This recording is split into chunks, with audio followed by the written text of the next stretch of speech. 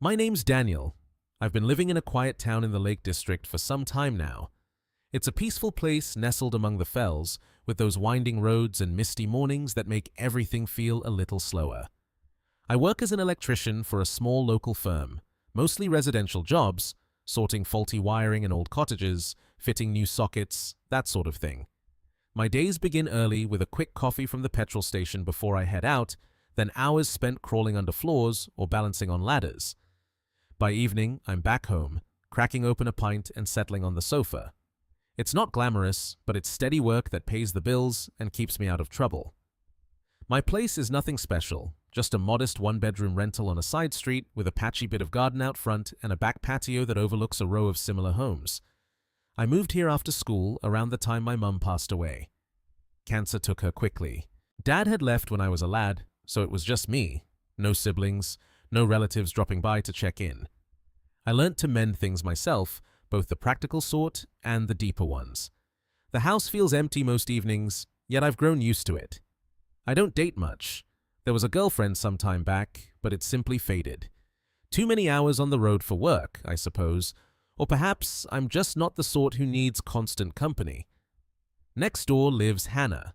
She's married to a chap called Michael, a business consultant who's forever traveling. London, Manchester, wherever the next deal pulls him. I've seen his sleek black SUV in the drive only now and then. Hannah and I are simply neighbors, the sort who wave across the fence or exchange a few words when we're both outside. It began quite naturally. Some time back, she asked if I could help carry the shopping in from her car, the bags heavy with tins and bottled water, as though she were preparing for a storm. I didn't mind. Another evening, her patio light flickered out and she knocked, smiling faintly. "You're an electrician, aren't you?" I had the bulb sorted in minutes, and the next day she brought round a plate of biscuits in thanks. She's easy to talk to, Hannah. Not in any flirtatious way, just genuine. There's a warmth about her, blonde hair usually tied back, blue eyes that crinkle when she laughs, though that isn't often. She's attractive, certainly, yet it's more than that. She carries herself like someone who has seen a share of life, but hasn't let it harden her entirely. We don't socialize beyond the fence. It's mostly surface chat. How's work? The usual. Yet sometimes her voice would trail away, as though there was more she wasn't saying. Lately I'd noticed things weren't right next door. I'd come home late and spot her sitting alone on the front step, staring down the street with a glass of wine, the house dark behind her, save for the street lamp glow. Her eyes looked swollen a few times, as if she'd been crying. Once, while I was mowing the lawn, she came out for the post and we chatted over the fence about the weather, hot and close, typical for summer here. She mentioned Michael was away again and how she'd cooked dinner for two only to eat it alone. "He forgot our anniversary," she said lightly, though the smile never reached her eyes. "That's rough," I muttered, feeling awkward. Another time, while I was fixing a loose wire on my own patio light, I heard raised voices from next door.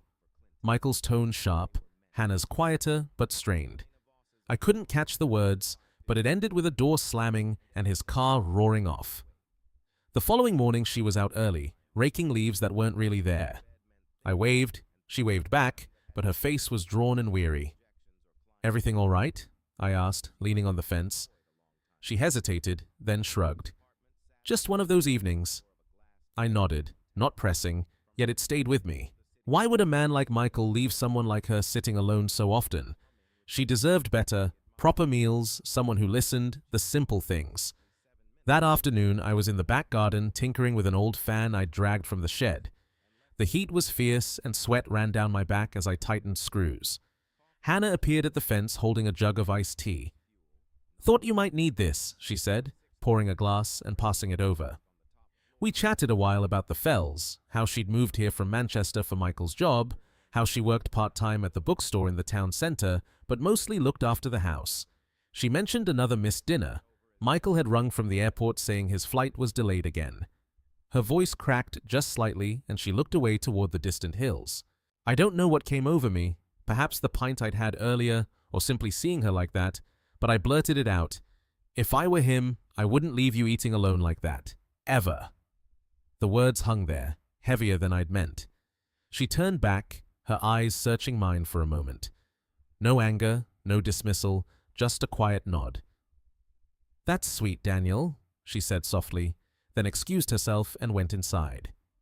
I stood there, fan forgotten, wondering if I'd overstepped. Yet something had shifted that day. The air between our houses felt different, charged with things left unspoken.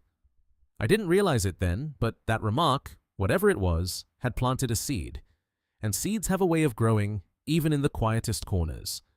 One evening, everything changed in a way I never expected. I'd finished my pint and was flicking through the channels on the television, the usual mindless habit that filled my nights. The house was utterly still, except for the hum of the fridge. Keswick evenings like that are peaceful but empty. Crickets outside, perhaps a distant car on the main road. Nothing more. I was about to head upstairs when I heard it, a soft knock at the door.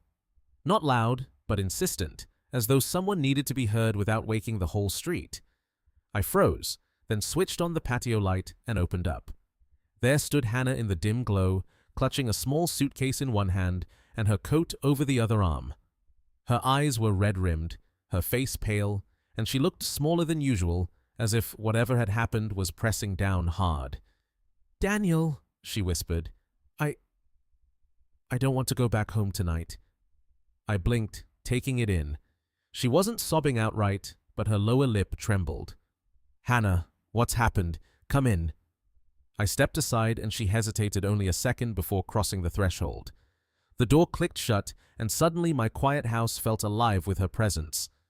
I led her to the sitting room and switched on a lamp. "Sit down. Tea? Water? Something stronger?" "Tea would be lovely," she replied, setting the suitcase by the sofa and sinking into it as though her legs had given way. I went to the kitchen, boiled the kettle my mum had left me, and found a clean mug. My hands moved on autopilot while my mind raced. What on earth had happened? Michael, surely. Another row? But arriving with a suitcase, that was something else. I brought the tea back, steaming with a touch of chamomile. She took it gratefully, wrapping her hands round the mug for warmth. "Thanks," she murmured, gazing into the cup. I sat opposite in the armchair, giving her space. "You don't have to talk if you'd rather not, but I'm here if you do." She nodded, took a slow sip. The silence stretched, broken only by the occasional creak of the house settling. Finally, she set the mug down and looked up. "I found messages on his phone, Michael's. He's been seeing someone, a girl from his office. She's so young." Her voice cracked on the last word, and she pressed her lips together, fighting tears. "I confronted him tonight when he came home early for once. He didn't even deny it at first, just said it was nothing serious, that I was overreacting. Then he turned it round on me, claimed I'd been distant, that our marriage had gone stale years ago, as though it were my fault he'd strayed." I felt my stomach tighten. Michael, that polished man with his smart job and absent smiles. I'd never much liked him, but this... "You didn't deserve that," I said, keeping my voice steady. "No one does." She wiped her eyes with the back of her hand. I packed a bag and left. I couldn't stay there pretending everything was fine, but I didn't know where else to go. Hotels feel so impersonal, and I've no family nearby. You're the only person I thought of, the only one who's been kind. Her words echoed that remark I'd made over the fence. If I were him, I wouldn't leave you alone. And now, here she was, broken and alone on my doorstep. I stood. "You can stay here tonight, as long as you need, really. The bedroom's yours. Sheets are clean. I'll take the sofa." She began to protest, but I shook my head. "No arguments. You've had enough for one day." She managed a weak smile. "You're sure? I don't want to impose." "You're not. Go and get settled. There's a spare toothbrush in the bathroom cabinet." She nodded, picked up her suitcase, and headed down the short hall.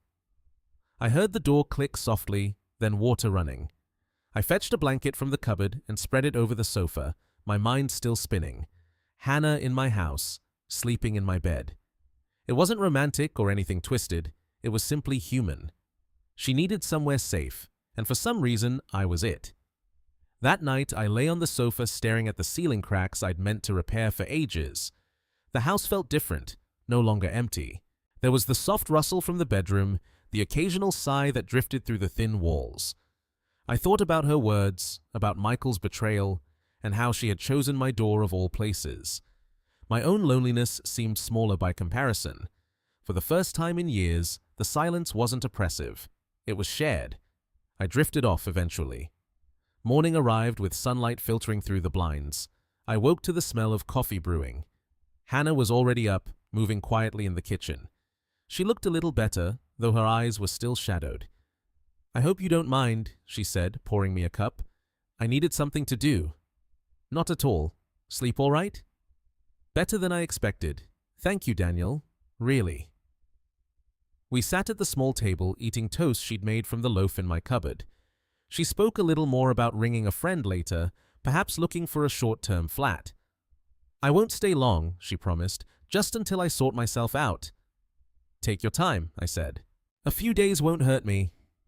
Before long, those first days had stretched on, and I realized I didn't mind in the least.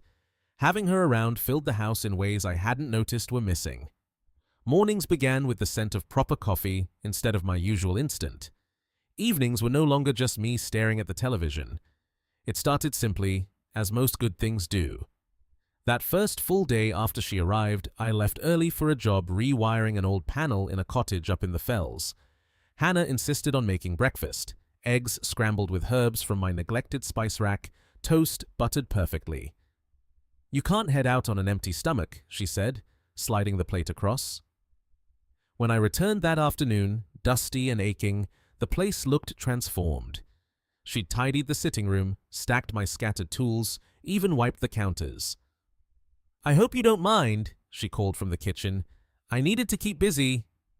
"Not at all," I replied, hanging my keys. "It already feels better." So, that evening she cooked dinner, nothing fancy, just pasta with sauce from a jar and garlic bread she'd improvised. We ate at the table facing each other, the quiet broken by easy conversation at first. "How was your day?" she asked, twirling noodles on her fork. I told her about the stubborn wiring that had taken longer than expected. She listened properly, nodding and asking questions as though the details mattered. In return, she shared bits about the bookstore, shelving new arrivals, recommending titles to regulars. It felt normal, as though we'd been doing this for ages. As time passed, we settled into a gentle rhythm. Hannah would rise before me, sometimes brewing coffee and reading one of the old paperbacks from my mum's collection. I'd join her and we'd chat over breakfast. Then I'd head to work. She'd spend the day pottering, cleaning, organizing, or walking into town for fresh air. By the time I returned, dinner was often underway. She made crisp salads with lettuce and tomatoes from the market, grilled chicken that wasn't dry like my efforts, even a simple stew one rainy evening that warmed the whole house. "I used to cook like this for Michael," she admitted once, stirring the pot, but he was always too busy to notice. I didn't say much, just helped set the table. We began doing things together too. One weekend, the shelf in the garage finally collapsed, tools everywhere. "Let's fix it," she suggested, rolling up her sleeves. I handed her the drill, showed her how to hold it steady and drive the screws without stripping them. She fumbled at first. The bit slipped, and she laughed, a real laugh that lit her face. "I'm hopeless at this," she said, yet she kept trying until the shelf was solid again. In return, she taught me her kitchen tricks. "Pancakes aren't difficult," she insisted one morning, mixing batter. She showed me how to flip them cleanly and add a dash of vanilla. We ate them straight from the griddle, drizzled with syrup I'd forgotten I owned. "See, better than takeaways," she teased. Those moments built up. We'd wander the local market in the fresh Lakeland air. She'd choose apples that smelled of autumn, bunches of kale she swore I'd like if cooked right, while I carried the bags. "This is lovely," she'd say, tasting cheese from a stall. Back home, we'd unpack together, she organizing the fridge, me putting the rest away. Evenings we'd sit on the back patio with tea or a pint, watching the sun slip behind the fells. The conversations grew deeper there. One night, under a blanket of stars, I opened up about my mum, how her illness had dragged on, how I'd left college to care for her, how the house had felt haunted afterwards. Hannah listened, her hand resting lightly on the arm of her chair. "I can't imagine," she said softly. "You've carried that alone for so long." In turn, she shared more about her marriage, how it had begun full of promise, Michael sweeping her off her feet in Manchester with flowers and weekends away. They'd married young. She'd thought they'd build a wonderful life, but the travels became absences, the promises excuses. I tried to make it work, she confessed, staring into her cup. I thought if I was the perfect wife he'd come round, but I lost myself in it. Her voice wavered, yet she didn't cry. Instead, she looked at me and smiled faintly. Here with you, I feel like myself again. No pretending. I felt it too, the shift. Laughter came more easily. I'd tease her about her clumsy drill work, and she'd fire back about my terrible taste in beer. One afternoon, we were repainting a faded wall in the sitting room. She'd chosen a soft blue from the hardware shop. Paint splattered on her cheek, and without thinking, I reached to wipe it off. My thumb brushed her skin, and for a second, our eyes locked. Time slowed, the air thick with something unspoken. I pulled back, clearing my throat. "Got it," I muttered. She nodded, but the moment lingered. It wasn't romance, not yet, or at least that's what I told myself. She was still married, technically, even if Michael had shattered everything. Yet helping her, sharing these simple routines, was healing something in me too. I began looking forward to coming home. The key in the lock no longer opened onto emptiness, but to her voice calling from the kitchen. The house smelled of real food now, echoed with conversation. One evening, as we washed dishes side by side, her soaping, me rinsing, she turned to me. "Daniel, thank you for this, for letting me stay. It's more than I deserve." "You deserve a hell of a lot more than what you had," I said, handing her a plate. She paused, hand still in the suds, and looked at me with a warmth that tightened my chest. "In here," she replied quietly, "I feel like I'm me again. Not trying to be someone's wife, just Hannah." I didn't know what to say, so I simply nodded. But inside I knew the feeling was mutual. This little arrangement, born from her crisis, had turned my solitary life into something shared. And for the first time since losing Mum, I didn't feel quite so alone. Some time later, after dinner, a simple stir-fry she'd made with vegetables from the market, we'd finished washing up. The sun had dipped low, casting a golden light over the garden, and the air carried that crisp edge that hinted at autumn. Hannah came into the sitting room with a cardboard box under her arm, her expression serious yet determined. "Daniel," she said, sitting beside me on the sofa, "I think it's time." "Time for what?" I asked, switching off the television. She opened the box, and I saw what was inside. Old photographs, folded letters, ticket stubs from trips, wedding pictures of her in white, and Michael in a suit, both smiling as though the world belonged to them. Love notes in his handwriting, faded but clear. Even a pair of plane tickets from their honeymoon by the coast. "These," she said, voice steady, "I've been holding on to them, but they're just anchors now. I want to let go." I nodded, understanding without needing more. "You sure?" "Yes, but I don't want to do it alone." We went out to the garden where I'd set up a small fire pit for burning leaves. She arranged the items carefully on the grate. Photographs first, then letters, tickets on top.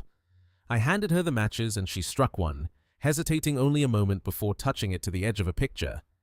The flame caught slowly, curling the paper black, and soon the whole pile was ablaze. We sat on the grass watching the smoke twist into the twilight. As the fire crackled, she began to talk, words spilling out as though they'd been bottled too long. "It wasn't always bad, you know," she said, staring into the flames. "When we met, Michael was charming, swept me off my feet with flowers and weekend getaways. We married young, thought we'd build this perfect life, but work took over. The trips became business, the dinners became takeaways alone. I tried to keep it together, planned surprises, waited up late, but he drifted. The messages I found weren't the first sign. There were late nights he couldn't explain, perfumes on his shirts I didn't recognize. I confronted him once before, but he promised it would stop. I believed him because I wanted to. God, I was so naive." Her voice broke and tears welled, catching the firelight. I shifted closer, not touching yet, simply there. "You weren't naive," I said quietly. "You were trying to hold on to something you thought was worth saving." She wiped her face with her sleeve, but it wasn't, not anymore. And tonight, burning this, it's like admitting it to myself. I trust you enough to see me do this, Daniel, to see me let go. The fire popped as a photograph curled to ash, and she leaned against me, head on my shoulder. I wrapped an arm round her, feeling her tremble. I'm scared, she whispered. What if I can't start over? What if I'm too broken? You're not broken, I told her, voice low. Look at what you've done these past weeks. Cooking, laughing, even handling that drill like a pro. You've strength in you. I know because I've seen it. I thought of my mum then, how she'd fought until the end, smiling through the pain. Losing her had taught me that it hurts like hell, but it doesn't define you. You decide what comes next. She pulled back slightly, looking up at me with those blue eyes, raw but clearer now. You've been my anchor through this. I don't know what I'd have done without you. We sat like that until the fire died to embers, the box's contents reduced to grey dust. I helped her stamp it out, and we went inside, the night air turning cool. That moment felt like a turning point, not just for her, but for us. The next day, she took the first real steps. She rang a lawyer friend from Manchester and spent the morning on the phone, discussing separation papers and all the messy details. It's happening, she said over lunch, a mix of relief and nerves in her voice. Later she met Michael at a neutral spot, a cafe in the town centre. She returned that afternoon with papers in hand, drained but resolute. He tried to talk me out of it, she told me, sinking onto the sofa. Said it was a mistake, that the girl meant nothing, promised counseling. But I saw through it. I signed everything. It's over. I sat beside her, handing her a glass of water. How do you feel? Free.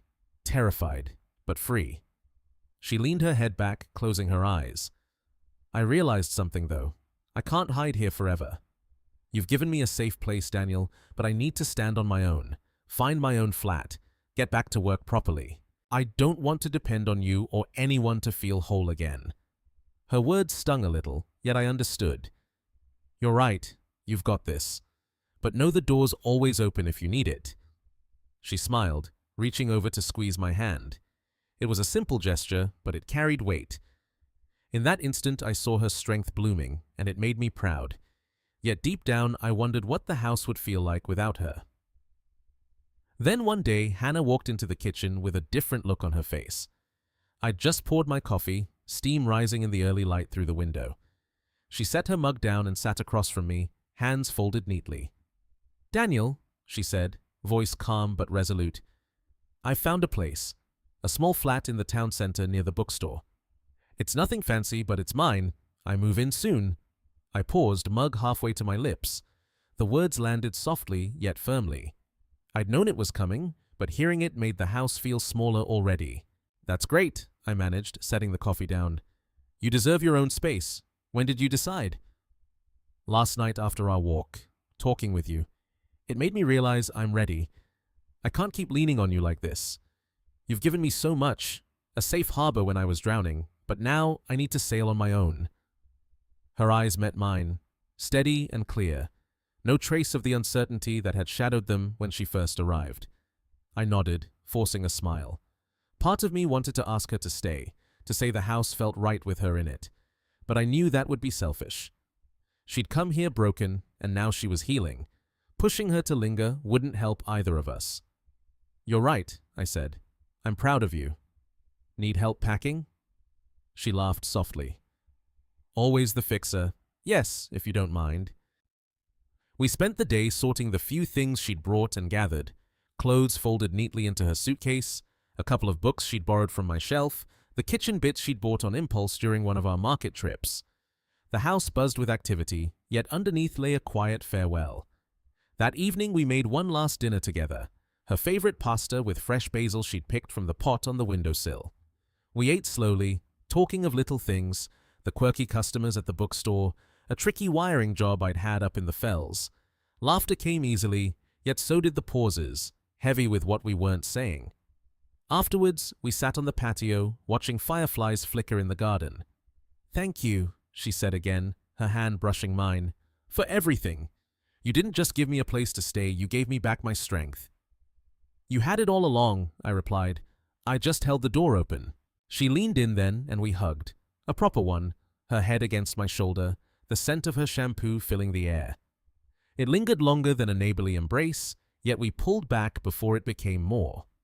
The following morning, she was ready. Suitcase by the door, keys in hand. I carried it to her car, an old saloon parked out front. The street was quiet, birds singing in the trees as the sun climbed. At the car, she turned to me, eyes searching mine one last time. "Daniel, if one day I want to have dinner with the man who always shows up, will you still be here?" I swallowed, throat tight. "Always," I said, meaning it. She smiled, a real one that reached her eyes, hugged me again, quick but warm. Then she got in, waved through the window, and drove away. I stood watching until she turned the corner, the engine fading into the distance. Back inside the house hit me like a wave. The kitchen still smelled of her coffee. The sofa bore the faint imprint where she'd sat. On the table, she'd left a small box of peppermint sweets, her favorites, the ones she'd nibbled during our evening talks, with a note tucked underneath, "For the empty evenings." I popped one in my mouth. The mint was sharp and familiar. I sat down, letting the quiet settle. The days that followed slipped back into routine, work calls piling up, a blown fuse in a town center loft, emergency lighting after a storm. Evenings I'd grill something simple and eat alone at the table we'd shared. The house was silent again, but not as before. It didn't echo with emptiness. It held echoes of her, the organized spice rack, the fixed shelf in the garage, the laughter that had once bounced off the walls. I'd glance over the fence at her old house, now with a for sale sign in the garden. Michael, long gone. Sometimes I'd drive past her building on the way to a job, wondering if she was all right, if the new flat already felt like home. Life carried on. I fixed things, drank my pint, slept through the nights, yet something had changed inside me. The loneliness that had been my constant companion felt lighter, as though I'd learnt it didn't have to be forever. Hannah had shown me that by letting me help her, she'd helped me too. I didn't chase her, didn't ring or text beyond a quick message to say she'd settled, which she answered with a thumbs-up emoji. True to her word, she was standing on her own. Yet in the quiet moments, I'd think about her question on the driveway and I'd smile, knowing my answer hadn't changed. Maybe one day there'd be another knock at the door. Until then, the house waited. Not empty, but hopeful. In the misty folds of the Lake District, where the fells stand silent and the evenings carry a hush that settles deep in your bones, I discovered the most tender lesson life ever whispered to me, that the quietest act of kindness can heal two broken hearts at once. When Hannah stood on my doorstep that night, suitcase in hand and eyes raw from betrayal, I didn't just open a door. I opened something inside myself I'd kept locked since losing my mum. Years of empty evenings, cold pints, and the same four walls had left me believing loneliness was simply my lot. Yet watching her slowly unfold over shared breakfasts, clumsy DIY moments, and fireside talks under the stars showed me something profound. We mend not by standing alone, but by letting someone lean on us until they remember how to stand tall again. Her courage in burning the past and stepping into her own flat taught me that true strength isn't pretending you're fine. It's daring to be vulnerable and trusting another human soul. Helping her let go of a marriage that had dimmed her light reminded me that my own grief didn't have to define the rest of my days. Life's greatest gift, I realized, is the unexpected chance to be someone's safe harbor, and in doing so, finding your own way home. If this story stirred something in your chest, the way it still does in mine, tell me in the comments. What small kindness once changed everything for you? And if you'd like more heartfelt tales from everyday British life that remind us we're never truly alone, please do subscribe and tap that bell.